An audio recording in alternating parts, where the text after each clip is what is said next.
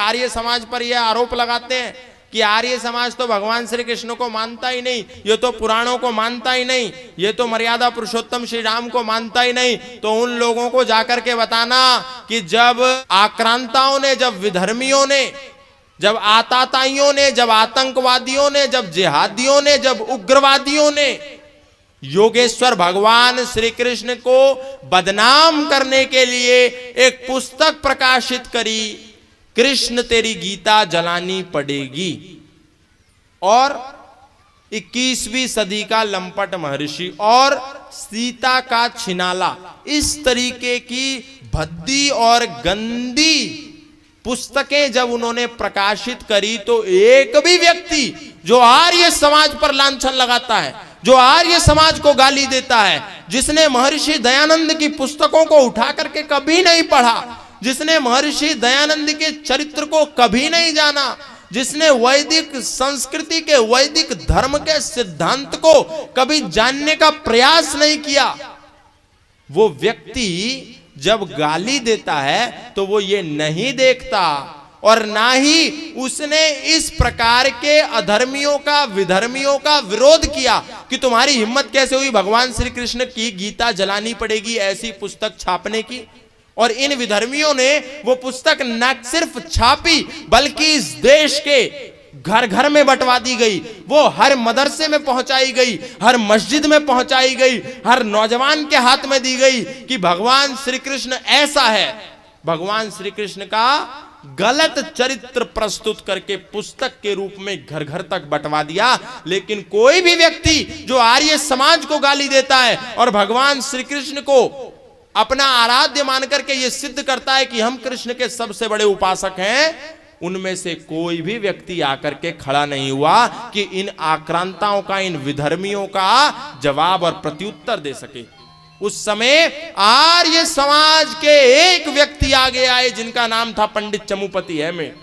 उसने न केवल योगेश्वर भगवान श्री कृष्ण का सत्य चरित्र प्रकाशित किया योगेश्वर श्री कृष्ण के नाम से, बल्कि उन्होंने इन विधर्मियों को जवाब देने के लिए मोहम्मद साहब की सच्ची सच्ची जीवनी भी लिखी। उन्होंने तो हमारे भगवान श्री कृष्ण की झूठी कथा लिखी थी, गलत लिखा था, फेक लिखा था, झूठ बोला था। लेकिन पंडित चमुपति एमए ने मोहम्मद साहब की एक एक सच सच बात रंगीला रसूल नाम की पुस्तक में उतार दी। कुरान के आधार पर, हदीसों के आधार पर, उनके ग्रंथों के आधार पर। लेकिन पंडित चमुपति एमए ने तो ये साहस कर लिया, ये निर्भीकता दिखा दी, परंतु कोई भी प्रकाशन जो उस समय चलते थे, कृष्ण को अपना देव मानने वाले जो प्रकाशन थे, जो कृष्ण को ईश्वर मानने वाले प्रकाशन थे, जो कृष्ण की सुबह शाम आरती करने और उनके सामने दिया घुमाने वाले और घंटी बजाने वाले प्रकाशन थे, उसमें से एक भी प्रकाशन इस बात के लिए तैयार नहीं हुआ कि हाँ, हमारे कृष्ण को इन इस्लामिक लोगों ने गाली दी है तो हम इनका प्रत्युत्तर, इस ईंट का जवाब हम पत्थर से देंगे। कोई तैयार नहीं हुआ, क्योंकि सबको अपनी गर्दन का खतरा था। पंडित चमुपति एमए ने लिखा और महाशय राजपाल नाम के एक महान विद्वान व्यक्ति तैयार हुए। उन्होंने कहा, कोई बात नहीं पंडित जी, मैं इस पुस्तक को छापूंगा और घर घर तक बंटवाऊंगा, और जिन लोगों ने भगवान श्री कृष्ण को बदनाम किया है उनको प्रत्युत्तर दिया जाएगा, मैं तैयार हूं। और महाशय राजपाल जी ने यह भी कह दिया कि आप बिल्कुल चिंता ना करें, मैं आपका नाम भी नहीं दूंगा। लेखक के नाम के स्थान पर दूध का दूध और पानी का पानी लिखा गया। राजपाल एंड सन्स नाम का उनका प्रकाशन जो आज भी चलता है, उस पुस्तक के प्रकाशन से वो प्रकाशित हो गई।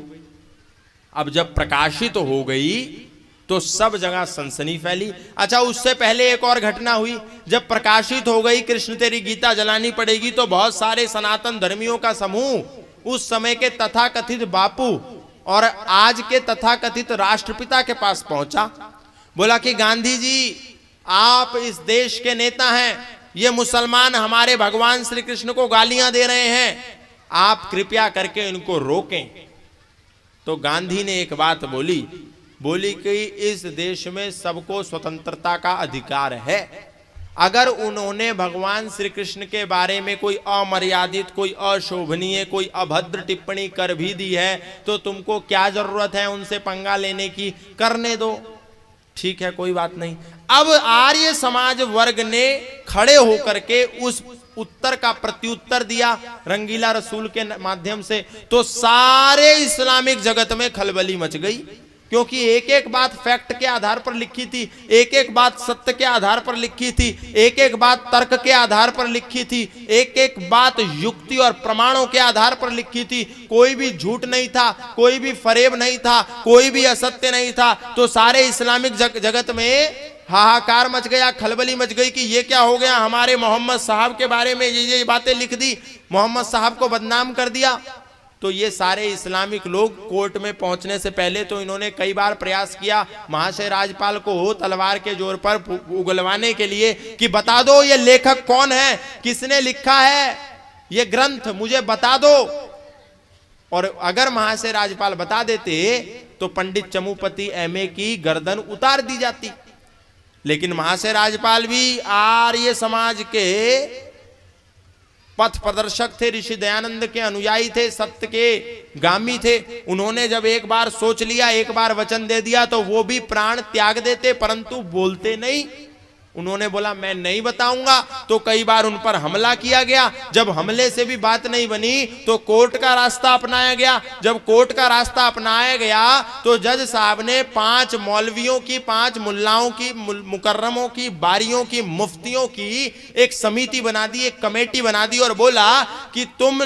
इस्लाम के जानकार हो, इस्लाम के विद्वान हो, एक काम करो, ये पुस्तक जो इन्होंने प्रकाशित की है, जिस पर तुम्हें आपत्ति है, जिस पर तुम्हारा विरोध है, ये पुस्तक लेकर के जाओ और जाकर के बताओ कि कौन सी ऐसी बात है जो कुरान के विरुद्ध है, कौन सी ऐसी बात है जो इस्लाम के विरुद्ध है, कौन सी ऐसी बात है जो हदीसों में नहीं लिखी है, कौन सी ऐसी बात है जो इस प्रकाशक ने अपने मन से प्रकाशित कर दी है। तो वो सारे मौलवी पुस्तक को लेकर के गए और जाकर के उस पर अध्ययन किया, उस पर शोध किया, उसको खोजा बीना और देखा तो एक एक बात जो हदीसों में लिखी थी, जो कुरान में लिखी थी, जो इस्लाम की पुस्तकों में लिखी थी, पंडित चमुपति एमए ने वही लिखा था और महाशय राज्यपाल ने वही सत्य प्रकाशित किया था। अब वापिस अदालत बैठी तो जज साहब ने पूछा मौलवियों से कि बताइए कौन सी ऐसी बात है आप खोज करके लाए। तो मौलानाओं ने कहा कि ऐसी एक भी बात नहीं है जो इन्होंने असत्य लिखी हो, हर बात हमारी पुस्तकों में वर्णित है और वही इन्होंने लिखा है। तो जज साहब ने कहा जब इन्होंने सच लिखा है, जब इन्होंने कुछ झूठ लिखा ही नहीं, जब इन्होंने कुछ असत्य प्रकाशित ही नहीं करा, तो फिर लड़ाई किस बात की। केस डिसमिस, केस को डिसमिस कर दिया गया और उनको भगा दिया गया। और जब उनको भेज दिया गया तो मुसलमान लोगों को गांधी ने यंग इंडिया नाम के अपने अखबार में लिख करके प्रकाशित किया कि यदि न्यायालय तुमको न्याय देने में असफल है तो न्याय को अपने हाथ में लो, कानून को अपने हाथ में लो और जिन्होंने ऐसा लिखा है उनको दंडित करो। मतलब हमारे योगेश्वर भगवान श्री कृष्ण पर वो लोग टिप्पणी कर रहे थे, वो लोग अभद्र बातें कर रहे थे, वो लोग झूठ प्रचारित कर रहे थे, तो गांधी ने कहा ये तो अभिव्यक्ति की स्वतंत्रता है। लेकिन हमने उनके मोहम्मद साहब के बारे में, उनके पैगंबर के बारे में, उनके रसूल के बारे में यदि कोई सच भी प्रकाशित कर दिया हदीसों के आधार पर, तो गांधी ने कहा कि लेखक को और प्रकाशक को दंड दिया जाए। और इस्लामिक विचारधारा के कट्टरपंथियों ने वही काम किया, महाशय राज्यपाल की चाकू से भेद करके हत्या कर दी गई। अब आप सोच करके देखिए, जो लोग आर्य समाज पर लांछन लगाते हैं, जो लोग ऋषि दयानंद पर लांछन लगाते हैं, जो लोग स्वामी श्रद्धानंद पर लांछन लगाते हैं, जो लोग आप पर लांछन लगाते हैं, उन लोगों को यह बताना पड़ेगा कि जब भगवान श्री कृष्ण पर लांछन लगाया जा रहा था तो एक भी मठ मंदिर का सन्यासी, एक भी मठ मंदिर का प्रचारक खड़ा होकर के उन प्रश्नों का उत्तर देने नहीं गया, बल्कि आर्य समाज ने न केवल उनके उठते एक एक प्रश्न का उत्तर दिया, बल्कि जब आवश्यकता पड़ी तो अपने प्राणों की आहुति भी दे दी।